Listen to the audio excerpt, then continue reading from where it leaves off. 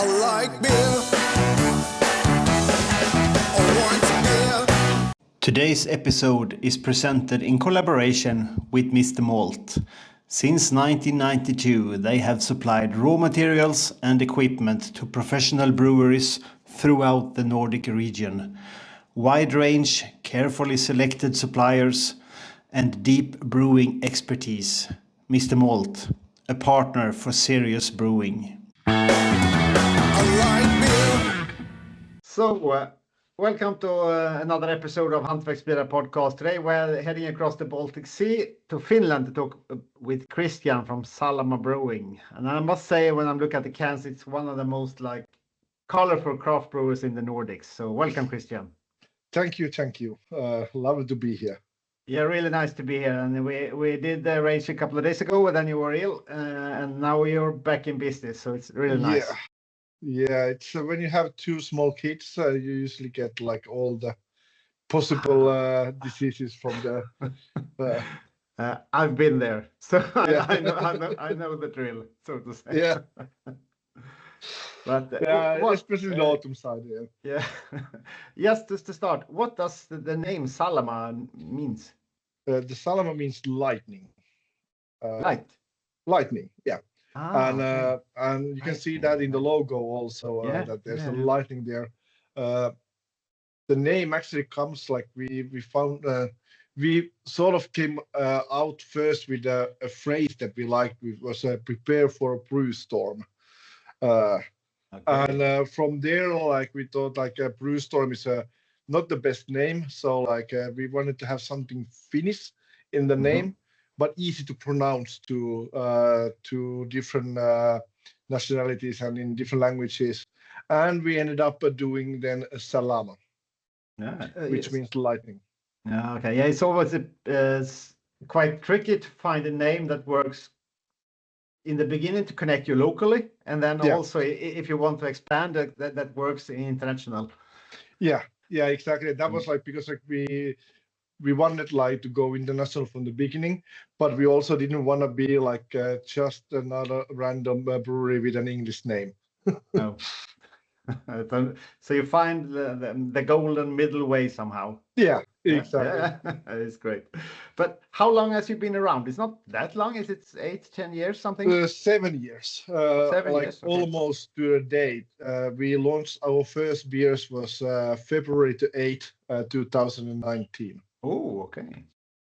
So like this is sort of the birthday month because of all the brew schedules. Like we usually do our like anniversary beers like in March or April. It's better time to do these things than in February, but like the actual sort of birthday is in February. Okay, cool. But you were a couple of guys starting it up? Yes, we were 3 guys, actually 4 guys. We started out planning with 3 guys. So it was me, Jaakko, who's the head brewer, and then Johannes, who was basically got the salt straw and does all the paperwork. And when we are doing with alcohol in the Nordics, there's a lot of paperwork to be done. It is. I think it's exactly the same in Sweden. Yeah. So like, and we sort of sat down in our local bar in Tampere, in Tammerfors, and our local pub called Soho.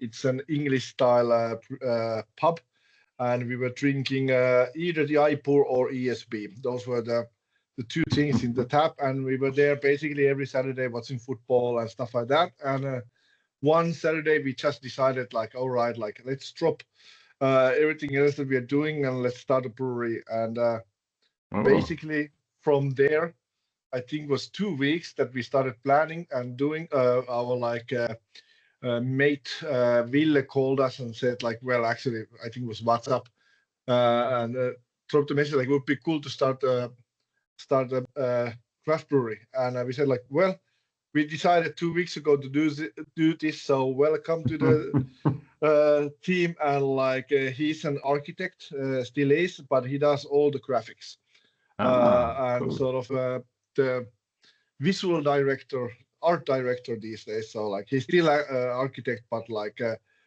does all the labels in the spare time, which means in the evenings and nights. Yeah, double work is something you learn pretty quickly in the brewing business. Yes. Yeah, I did like I was a consultant before, so I did first 2.5 years I was working full time and doing this sort of part time. So only one who was full time from the beginning was Jaakko, who was the head brewer. So basically, he did all the beers and handled the brewery side. And I, in the beginning, I just sold and handled some of the paperwork and stuff like that. But mainly, Jaakko was the one who did all the beers and canning and stuff like that. So Yeah, but I mean, you have to sell them, otherwise it's yes, no big yeah, deal. that is sort of important also. In the beginning, especially, we actually true. like started like importing after half a year. I think Sweden was the first country that we shipped our It beers in the was. beginning. Yeah. Yeah. But did you like from the beginning aim for international market or like Yes. for the Yes. Finnish? Yeah, you did. Yeah, that was like so like when we started out, like the ABV level in the Finnish retail stores was 5.5, Yeah. and everything else was in the monopoly. Mm-hmm.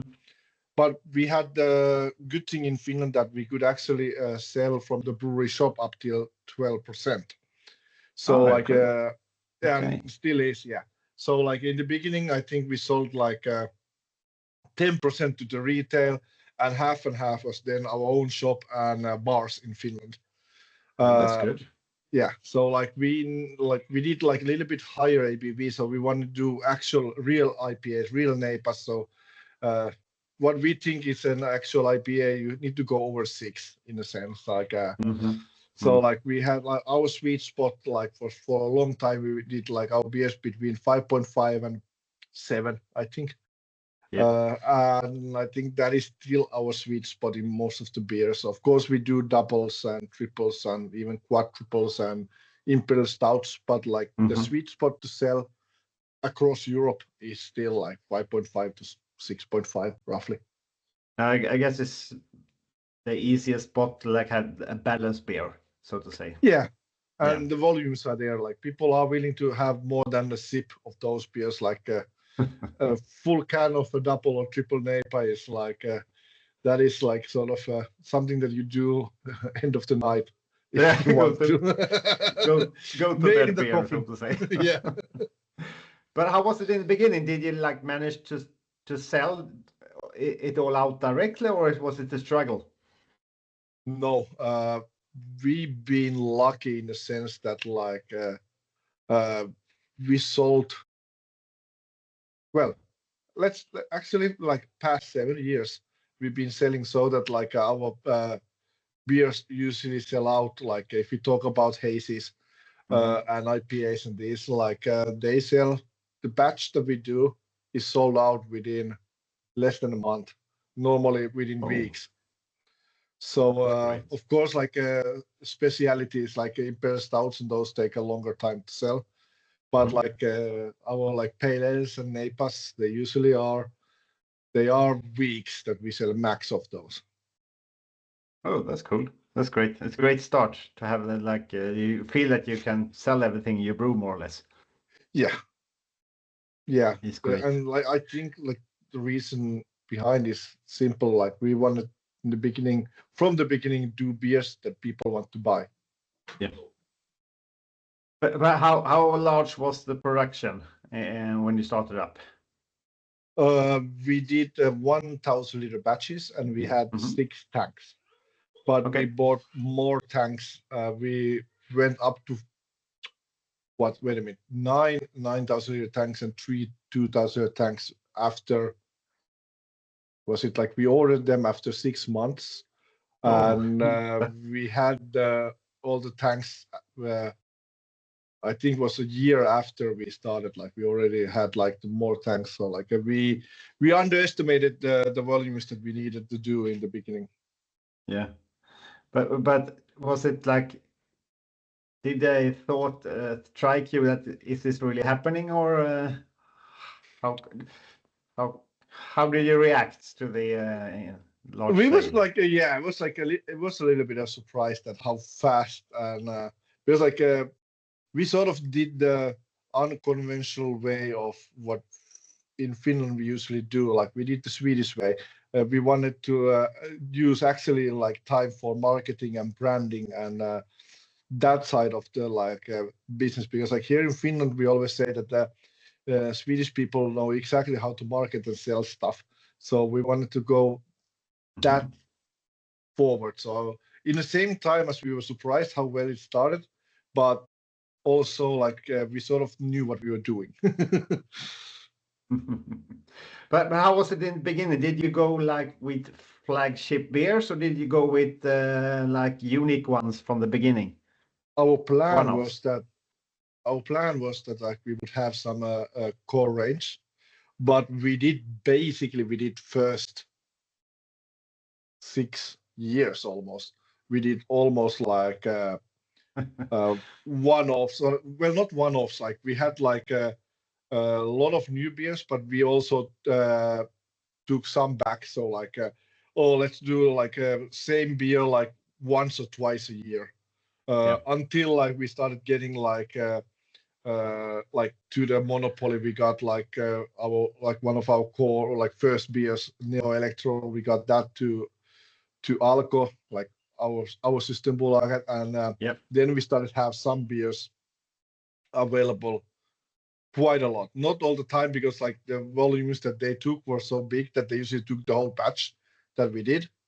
But we still like had sort of a mixed system. So like not actual core range in the beginning, but more like some beers we did more often, and some we were just one-offs. Yeah, but was it like mainly hazy IPAs and double IPAs from the beginning? Yes, we started out with a lot of hazies. West Coast also. I think we done like normal IPAs, quite a lot pale ales. What we call it was when we went below 5.5. Usually it was still a hazy, but it was a hazy pale ale.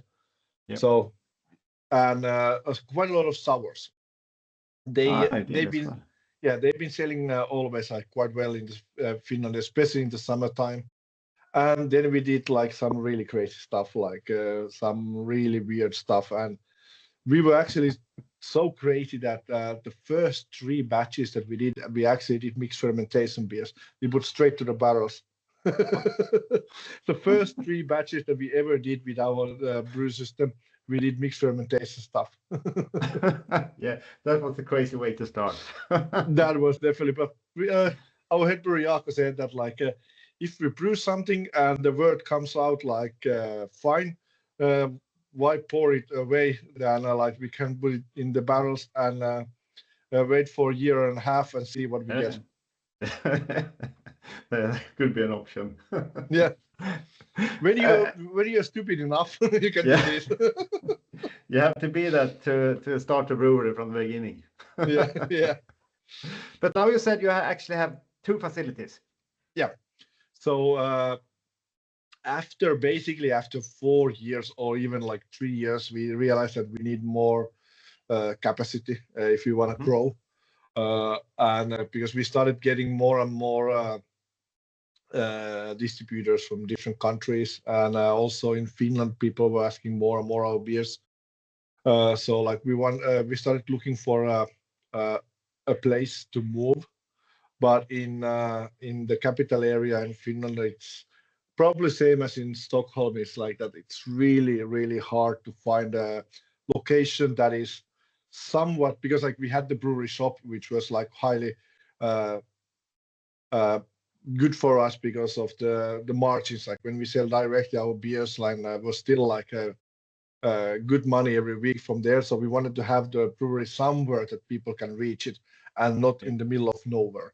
So we were trying to find somewhere where you can get with the public transport and still in the capital area. And because, well, Helsinki, Espoo is growing so fast. So like every single time we found some kind of place, they said like you can be here 3 years, 4 years, and then we will take this down, and there comes like apartment blocks and stuff like that in there. And when we were planning to invest like to new equipment and everything, we didn't want to like move to some place that we know that we have to move again away. So we were looking for a place for nearly 2 years, and then we basically found the place that we opened the new brewery. And because of the leases that they had there, we had to wait first half a year to get the place empty, and then another year, almost half a year, a little bit more, to be renovated, the floors and everything ready. And then was supposed to be a couple of months to be installed the new equipment and everything. But then like we had some, as you always have setbacks, but like we had our fair share. So like it started out that the brew house was late for a month. Fine, that is like acceptable. Always that happens. Yeah. But then we bought our tank farm from SSV, but they are a British company, but they are done in China, like everything like stainless steel is. So like we had 7 containers with tanks and all stuff related to that coming from China, and they were supposed to come through Suez Channel, but because of the terrorists and pirates, so they decided to go around Africa, which was basically 4 more weeks. And then when they got to Rotterdam, they lost the seven containers, 7 40-foot big containers for, was it 7 weeks? They were lost in the harbor. Yes. And what a nightmare. Yes, and if that would have been not enough, in this point, we had our brew house and it was already been installed until like we heard that the manufacturer of our brew house, which was a huge company called Danke, they done, for example, Sierra Nevada brew house and like a lot of big ones around the world, they went bankrupt. And our like installers that we had in our place said like, okay, we have to leave now home because nobody's going to pay us anymore. And so couple of quick calls to the lawyers and stuff like that, we started paying them directly, but like of course there was like more delays because of this, and we ended up like the brewery was supposed to be commissioned, and the first beers were supposed to be done in, was it like early February, and we ended up doing them in June. And the brewery was actually up and running so that we could actually like brew good beers ourselves from there end of July. So we were like almost 6 months late, and we lost 6 months. Yeah, and basically we stopped brewing in the old place in March. So we were like basically the whole summer without beer, which was a bit of a nightmare. But we survived, and now we're here. So now we still run the old brewery, doing some special batches, and for like these kind of nomad breweries who like have their own brewery but not actual equipment. So we brew for them in there, and then we do 99% of our own beers in the new place that has like fully automatic German brew house system, and capacity at the moment for 500,000 that we can upgrade quite easily and fast up to 2.5 million liters. Oh, that's quite a lot. Yeah. Yeah, so then you can grow where you are, really. Yes, now we can grow nicely in the new place, and this is the first year that we can brew from the start quite well. So this is the new era of Salama starts this year. But how do you come with your ideas of like a new beer? How do you like experiment with the styles and the ingredients and so on? As I said, like previously, like we want to be a commercial brewery, so we don't want to brew something that people don't want to buy. and we don't want to brew something just because we like to brew certain style of beers because we still need to sell them. So like we of course we talk a lot with our customers what they want. We take part in tenders, that is Systembolaget, Vinmonopolet, or Alko here in Finland, which means that like a lot of the new beers we still do basically we do some kind of a new hazy beer every month, at least one. And we try to experiment with especially with the different hops because like there's new hops coming every year, and we have good connections to the a lot of the hop houses, so we can get like some experimental stuff and stuff like that to use. So that is one way. Then of course like our head brewer has some ideas that he definitely wants to do. So we did a West Coast Pils just reason because I was like he said like that this is something that you just have to sell because I'm gonna make this. So like that is one part. And then of course like we try to always figure out something funny and stupid and stuff like that. So like I was like say like sometimes it's just like I'll say to our head brewer Jaakko that like we haven't done anything stupid in a while. Do you have any ideas? And he thinks so like for a couple of seconds and like let's do an oat wine with roasted coconut. It's like, yeah, that is crazy enough. We can do that. But is there like any style that you think that you want to brew, but you don't see the market for it, so forth, so to say? Well, I think one of the things that like I think like all our brewers really like to brew and drink is like for example saison. But those are the like in many countries here in Finland, especially like saison or a dark lager is probably the ones that like if you do one and put it in the shelves of a retail like any supermarket, they're gonna stay there for a long time. Yeah, it's boring. It's boring. Yeah. I mean, they're so tasty, and I mean, you can really have a saison dark lager as a repeatable beer. So Yeah. yeah. But we still do stuff like that, but we do smaller batches and we try to sell them mostly from our own store and to the bars. Because like if you put those in the retail stores and they take one shelf space in there from us, so like that means that other beers have to sell even faster. So like we always try to figure out like, a little bit like that, what kind of beers goes to different places, so that like we don't want to have a same beer in the shelves of a supermarket for 9 months for like 24 cans. Like that is not good business. No, of course not. I would should crack open this Gallbanger New England, and is that like more or less core range, or is it one-off? No, this is a one-off. This is a one-off that came out in December. One of the last new beers that we did last year. Yeah, it's an IPA or hazy IPA that the base is our core sort of house NEIPA base. So like we have their Finnish Pilsner, Mr Malt, Simpsons, and LA3 style of yeast.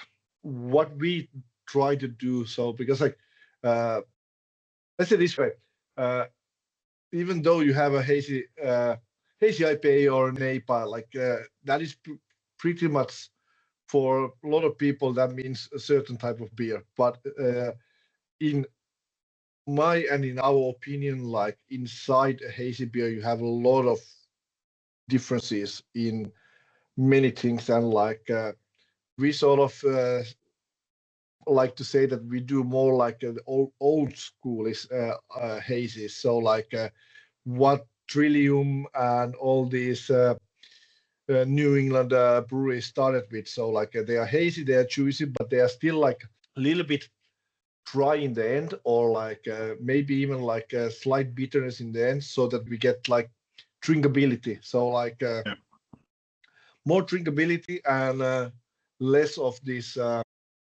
monkish style, which is I think like monkish is probably the best example of this kind of uh, just juice, like a really thick, fruity, overripe, really sweet style of a Napa. And don't get me wrong, those are good beers also. I just prefer my hazies, and we prefer our hazies a little bit uh, drier in a sense, more drinkable. Yeah, but don't you think that when the New England style evolved and the low bitterness and high sweetness was the one the things that actually got not non-beer drinkers into beer, and then they when they got to taste all this kind of stuff, they also can appreciate like your kinds of beer. That it's an evolution of the New England style, more or less. Yes, uh, I think so. Like yes, and also no, because like you have a lot of people. Because like I think like even though like these days like people like more sweet than previously. That is like it doesn't matter if you Wow. talk about beer or anything else. Like everything has gone sweeter if you go back for 10, 15 years. And I've been talking this with the chefs and a lot of people like people tend to like more sweet these days than 15 years ago. So like that, like a lot of like this kind of older beer drinkers like that, like they still prefer the little bit like more like classic IPA style that they drink, and old school NAPAs, West Coast American IPAs, that style of beer, and so like I think a lot of the young people came in with definitely with the sweeter side of NAPAs, but then like the little bit older drinkers, like I think they jumped through different style of IPAs to the craft beer wagon in a sense. Yeah, it might be so. I'm the wrong person to answer it because I like all the beers. I like beer. Today's episode is made in collaboration with Mr Malt. Since 1992, Mr Malt has supplied raw materials and equipment to both professional breweries and home brewers around the Nordic region. I like beer. I always say jokingly that like my favorite beer is any beer that is good. And when I have some beer tastings, they always ask me, what's a good beer? And I say, a good beer is a beer that you appreciate, more or less. Yes. Yeah. Yeah, because like True. it's really hard to say that like what kind of beer, what type or something is the best because it depends of the mood, what you want. Of Like course, definitely. if I sit with my mates in a bar, I'd rather have like a lager or a pils or something light that I don't have to. I can drink multiple pints without getting drunk. You cannot do that with 6.5 NEPA. No, And if I want to definitely have not. like a just one beer at home, sitting in the sofa, relaxing, listening to some music, I could open a triple NEPA. I could open a quadruple, and that's it. One Yeah, beer. yeah, So like it depends like what you want. Like it can be barley wine, it can be imperial stout. Like it definitely.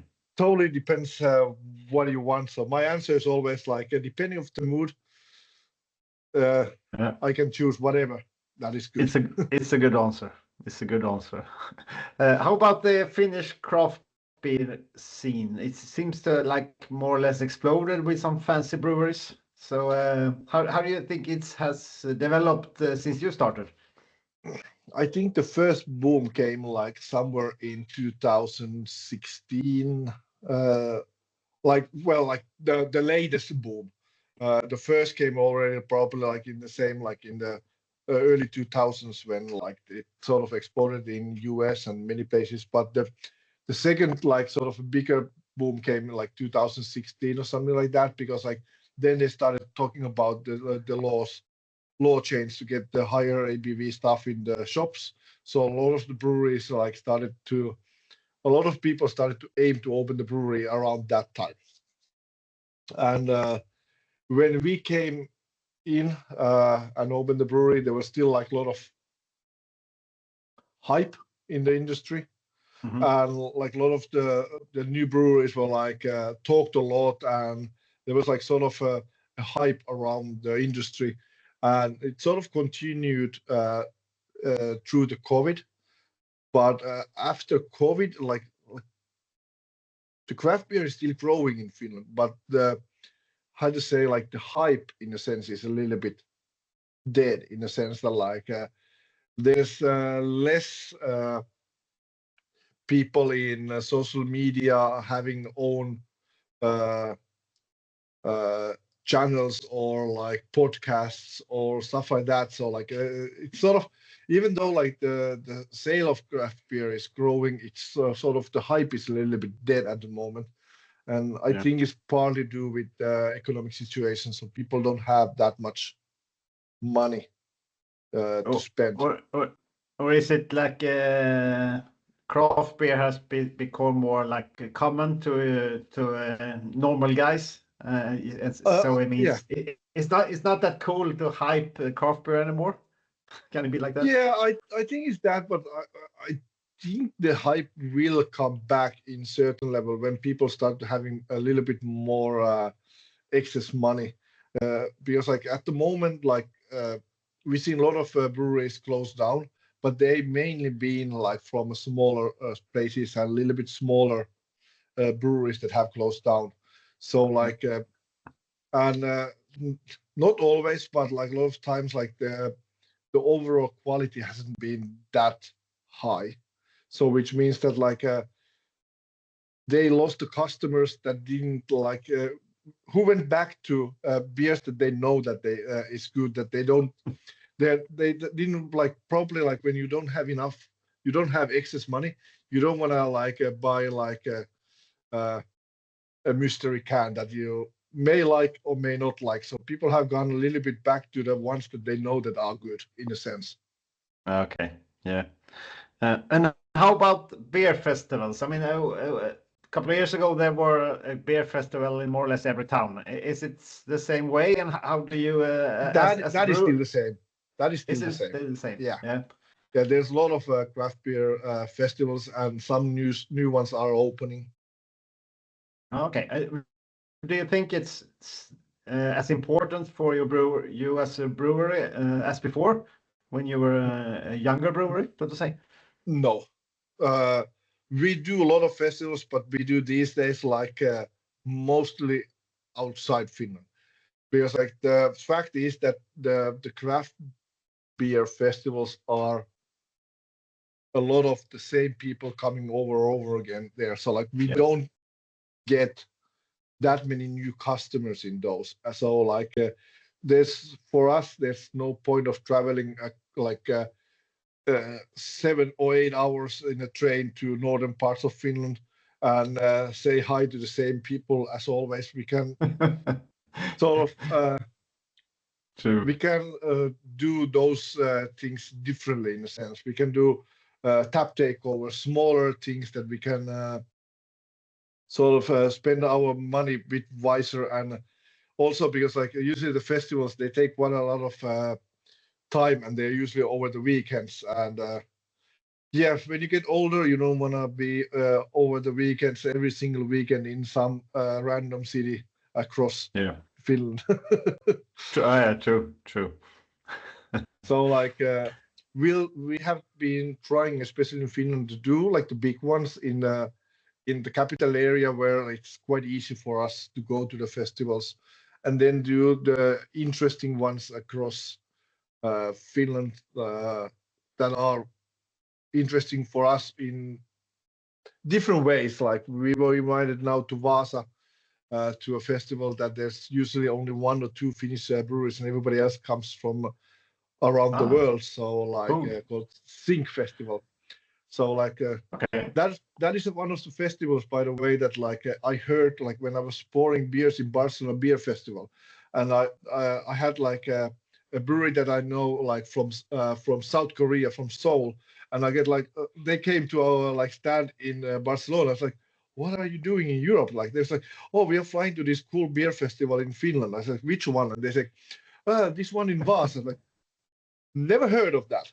And then came another brewery that I know from Netherlands and one from Germany that they are going to Vasa also to beer festival. I need to figure out what festival is in Finland that I don't know, but everybody else in the world knows. How strange. Yes, yes. So Cool. those that kind of things we still want to do in Finland, but like at the moment, like we mostly do a lot of the festivals we do around the world. Then I think this spring we are going to be in France, Spain, Portugal, Germany, Netherlands, US. We're going to be in the Erie Jungle Festival in Miami, and in Sweden multiple times. If I remember, we are coming to Västerås, to Borlänge. If I remember right, also to Uppsala. We've been there every single year. Hopefully again this year. One of my favorite festivals of any that it's in my top 3 of festivals in the whole Europe. Oh, it is in Uppsala. Because of how well it's organized. It's so nice to come there as a brewery, and usually when breweries like to come, means like people have a good time there also as a customer, because of the feeling is in the both side of the tables is usually it sort of works. Yeah, true. I feel like in Sweden it's, of course, we have some of the larger festivals as well. I mean, we have one in Gothenburg each spring where it's about 23,000 people visiting for 2 days. All right. Yeah, but it's a beer and spirits festival. But otherwise, I think a lot of the festivals are going to be a smaller, more narrow, a local festival instead of a broad, so to say, generic festival. It's more specialized, I feel. Yeah. At least in Sweden. Yeah, except Brewskival, which is still huge. Yeah, it's still huge, and it's really nice that Marcus and his guys at Brewski really got its support from the not the government, but the city of Helsingborg. Yeah. So you talked a little bit before about you got great connection with the suppliers, like for hops and so on. When do you get those kind of connections? I mean, when you're a small brewery, you get to buy from like a wholesaler or something, or? To answer your questions, where you get the connections, that is why you go to the festivals. That is why you do. You go to the festivals, you do the tap takeovers, you do the collabs, and you stay there when the doors closes. You need to go to the after parties and stuff like that. It's fun, but it's also it is the key. That is the places where you get to know to the people, and you get the connections, and you get good friends in different places, and that is to be honest, I think that I hate the term networking, because that sort of feels that you push something in a sense, but talking with people, becoming friends and being interested in the things. I think that is one of the main things how we grown so fast and we got all the connections. It's it is that we are happy, we talk, and we like to meet new people. How hard can it be? Yeah. Sometimes when I look some other breweries, I think they haven't realized that how important this is. That true. There's just going to talk with other breweries, and when the customers leave, stay, have a couple of beers, talk. Yes, you're gonna sleep less, but you make the connections. Yeah. You get some new BFF. Yes, sometimes you just have a so good time. Yeah, of course. How do you think that you? I mean, you said before about the different levels of alcohol allowed in the grocery stores. Was it last summer, 2025, they allowed up to 8% ABV? Yes. So how did you change your maybe production, or how do you think about the sales when you got? I mean, it's the game plan is changing quite dramatically. Yes, we actually didn't have to do that much changes because like we always had been already before we did like a lot of the beers were like between, as I said, between like 6 and 7, 5.5 and 6.5 in that region. So like when it went up to from 5.5 to 8, uh, it was just like sort of a new channel open for our beers that we anyway did. Uh, yes, we dropped a little bit of the lower than 5.5 beers away, and we did a couple of more like a little bit stronger, like over 6 ABV NEIPAs. So that is basically the only thing we had to do in that point. I know it was a lot bigger deal in a lot of the other breweries that were focusing on just on retail and not that much of exporting and the bar side. So they basically had to start from scratch of doing stronger beers.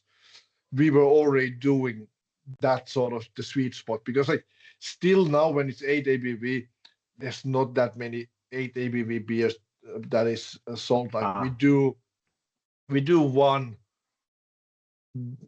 double NEIPA every 2 months, and that's it. Because like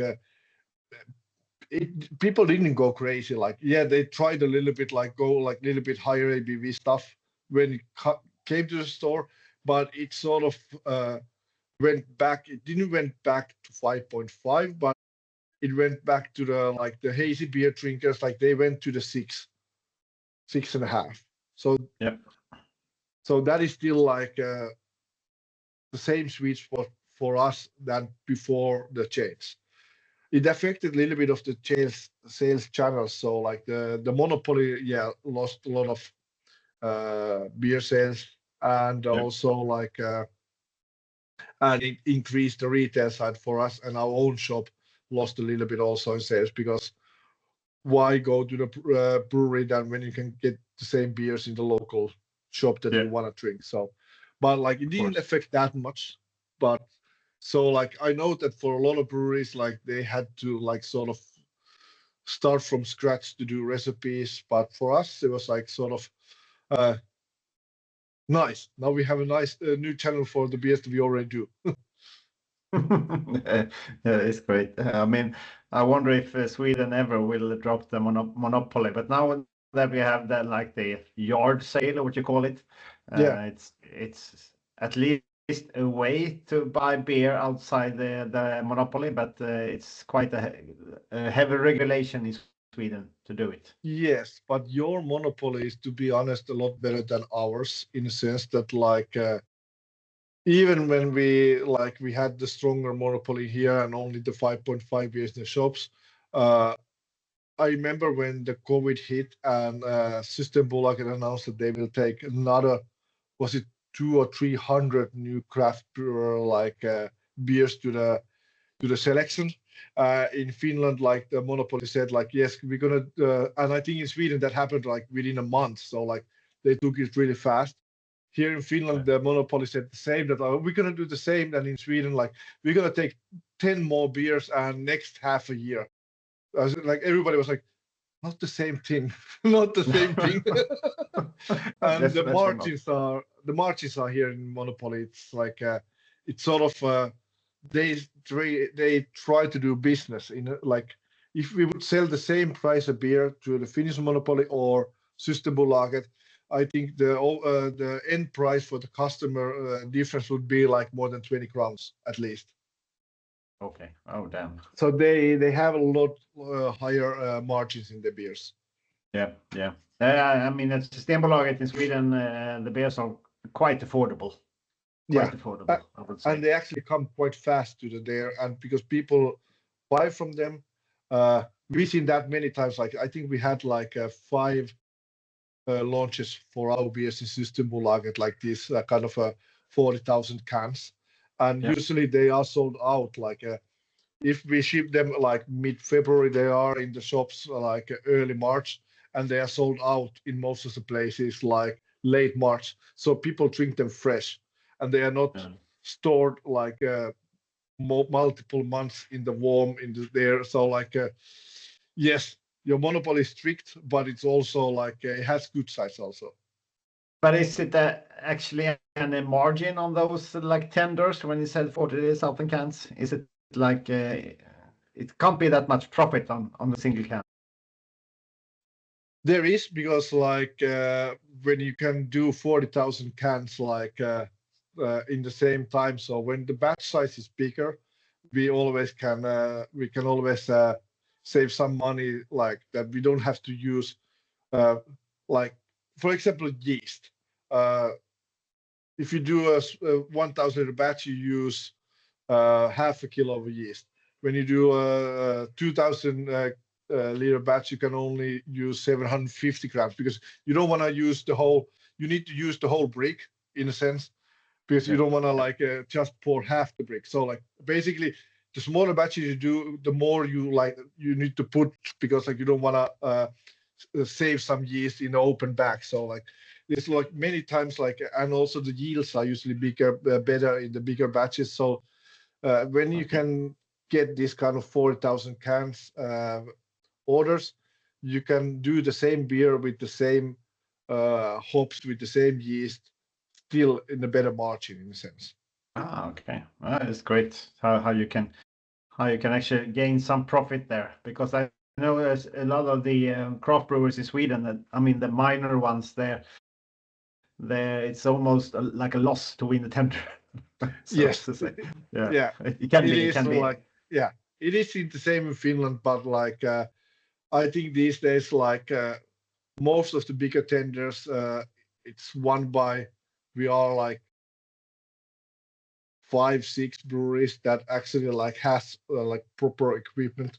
So then you can actually save some money by doing the beers, and especially with us now with the fully automated system, with the same tenders that we won 2 years ago, we can make probably 10-15% better margin now with the new equipment, and still use the exact the same amount of hops per liter that we used before. So like that's great. our whole like sort of vision is that like we want to grow, but we want to still keep the recipes as they are now. Like we can find the savings by enhancing the production and stuff like that, but we don't want to go to the yeah, I'm gonna say this aloud. Like we don't want to go to the brew dog way, where you like sort of water down the beers in a sense like that. Punk IPA these days is not the same punk IPA that I fell in love in 10 years ago. Definitely not. So like we want to like if that means that we're gonna be in the higher end of the beers even in the future, and be smaller, we rather take that than like start doing like watered down versions of the hazies. The lagers and stuff like that is it's a different story, but the hazy beers, they are hazy, they are IPAs because they have hops. And if you take the hops away and start saving money in those, it's not the same beer anymore. No, definitely. Yeah, Definitely I rather close down the brewery than like start doing that. True. But talking about your can art a little bit before, I mean, it really stands out, and it pops on the shelves and it's recognizable. Was it like more or less this from the beginning, or? Yes, it has been the same. Like, so Ville Saarikoski has done the graphics from the beginning, and yes, and we tried to. I remember when we started out, a lot of our friends that we showed the first can designs were saying like that looks more like an energy drink than a beer, and we took that as a compliment, because like we wanted to be different in a sense that like that. A lot of the beer like 7-10 years ago was like beer cans were like still quite old school in Europe, and especially in Finland, that like it has the logo, it had the established 2017 or something like this, really old schoolish, and dark colors and stuff like that. We wanted to go totally the opposite. We wanted to have fun, weird names and funny stories in the cans, and interesting graphics. And yes, Ville has these days like basically we give them we give Ville information about beer style, the ingredients, and then like do what you want. I That's great. only once I had to say that like I'm not gonna print this label. Sorry, this is not gonna go through. That was one of the first beers that we actually sold to the retail chain here in Kesko, which is like ICA in Sweden. Okay. Uh, Yeah. and the label had like a big text in there which says like "Show me your butthole." I was like, nope, not gonna do this. I fully understand you. Yes, but we did some posters from that label, and all the Okay. bars that we gave them away like said that like that was a really cool coaster, but like never send those again here because like everybody got stolen the first night. I can fully understand that. It's always nice. But did he actually have an explanation why he came up with that name? I think that was like just to try to see like does everything go through to me, because like when I said like nope, and he came out with a new label like within a day, so I think like he had the real label in the in the back pocket all the time. Okay, he was just playing with you. It was I Okay. think it was a joke, but like yeah.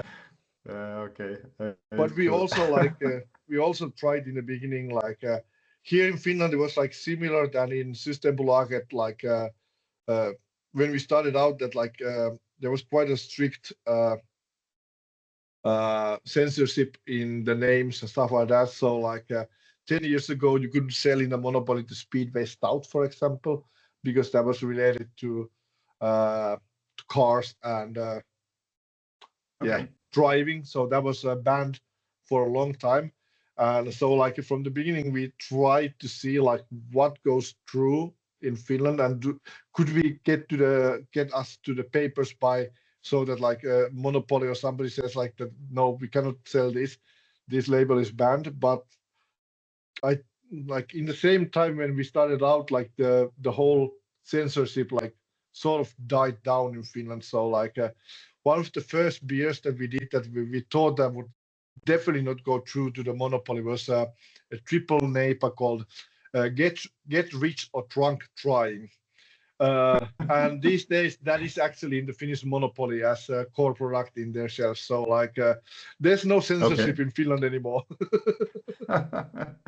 I'm feeling that you have a bit of a more stretched regulations about the names in Finland than in Sweden. Yes. Oh my God, I have so many stories how like many different our beers have been cancelled in Sweden. Mhm. Uh, like Yeah, we it's tried in crazy. like in Monopoly, like they basically we have to take all the text. Like we always have some funny stories related to the name in the cans, like Yeah. 2-3 lines and that's it. We had to take all of those away when we sent the beers to the Systembolaget, because like saying like that this beer was designed to enslave the humanity was like too harsh for Systembolaget. Yeah. Yeah, they have their opinion about more or less everything. Yes. I mean, it was one brewery in Sweden called Train Station Brewery, and they had I remember them. Yeah. a guy. Yeah, you remember that the guy driving the train, but it wasn't allowed because you can't drink and drive a train. So they Yes. changed the driver to a horse, and that was okay.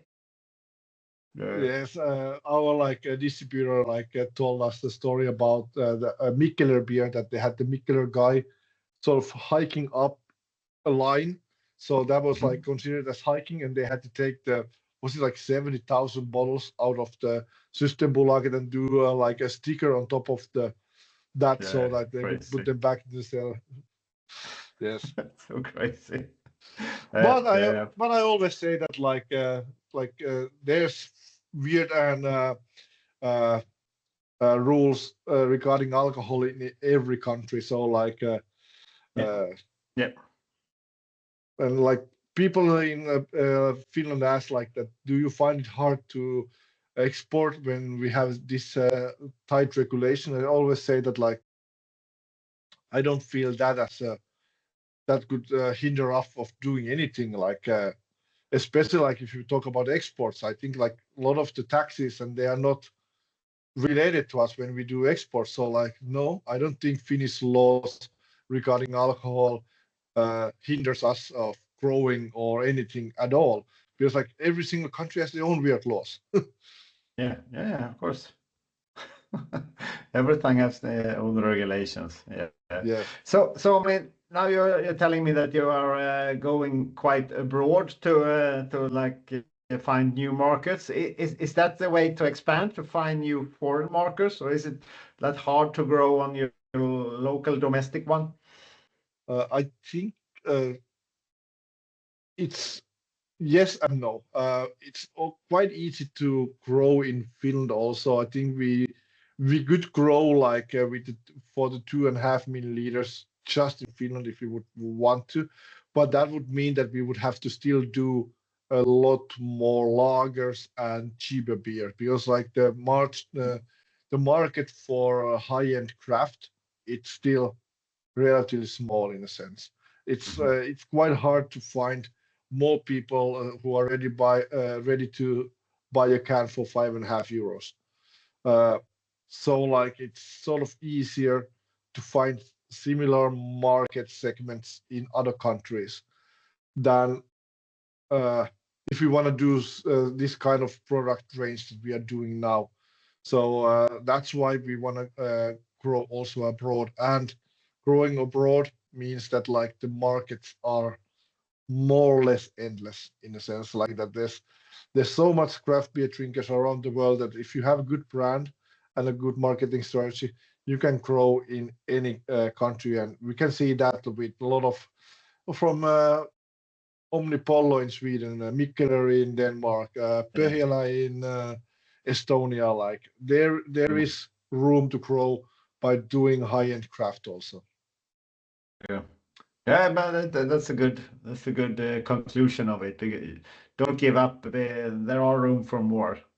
Yes, As and I long. always say like it's about branding also. Like Yeah. not just not good beer is not it's not enough. It's not enough in any business when you sell to consumers your product. You need to have a brand that people relate, especially in an industry like craft beer, where people are loyal to some. Like this is like phones. Like people like swear to buy only iPhones or Samsungs and stuff like that. People have sort of a relationship with the brand. Craft beer is similar. Like people have sort of they like some brands, they love some brands, they hate some brands. So like it's not like we are not in milk or chocolate industry where like people like change. They don't even probably know which brands they are buying many times. They just buy Yeah, flavors that they like in a sense. yeah, and if they buy a big brand, they definitely don't know who owns the brand.